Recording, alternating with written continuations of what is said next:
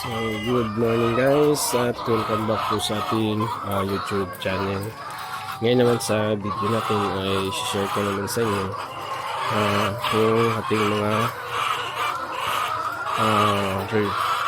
ating layer chicken. So, yun guys. So, merong nagtatanong sa atin tungkol dito sa ating kulungan.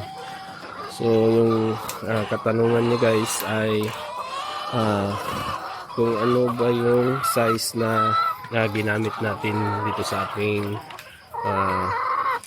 screen or yung tapakan ng ating mga alagang layer chicken. So eto guys, yan yung size ng ano natin. Itong screen ay 1 inch.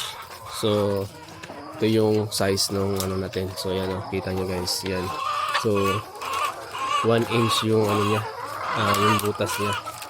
So kaya 1 inch yung ginamit natin para pag umipot yung ating manok ay diretsong makukulog. So hindi ma-stuck dun sa ating screen.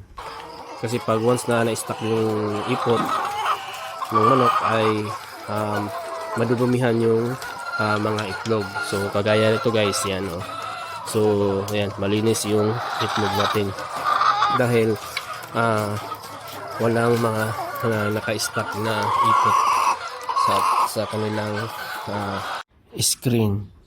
So yan. So ano natin guys.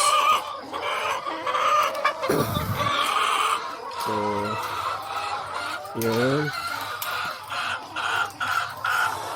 So ano po yung mga alaga natin. So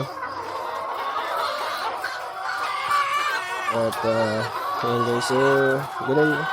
So ano ko lang, dagdag ko lang din sa inyo itong mga ano natin, pipe. So yan. So 3/4 yung size nito. Ayan, 3/4. So ito naman yung ating nipple drinker. So yan. So dapat araw-araw to. So dapat araw-araw to chine-check yung nipple drinker. Kung tumutulo ba o may lumalabas ba na tubig para maiwasan natin na dehydrate yung mga alaga natin manok. So yan. So yan guys. So yan. So yan. So meron pa doon. Ayan.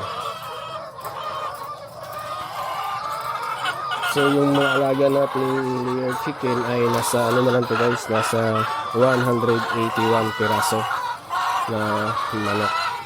So yan. So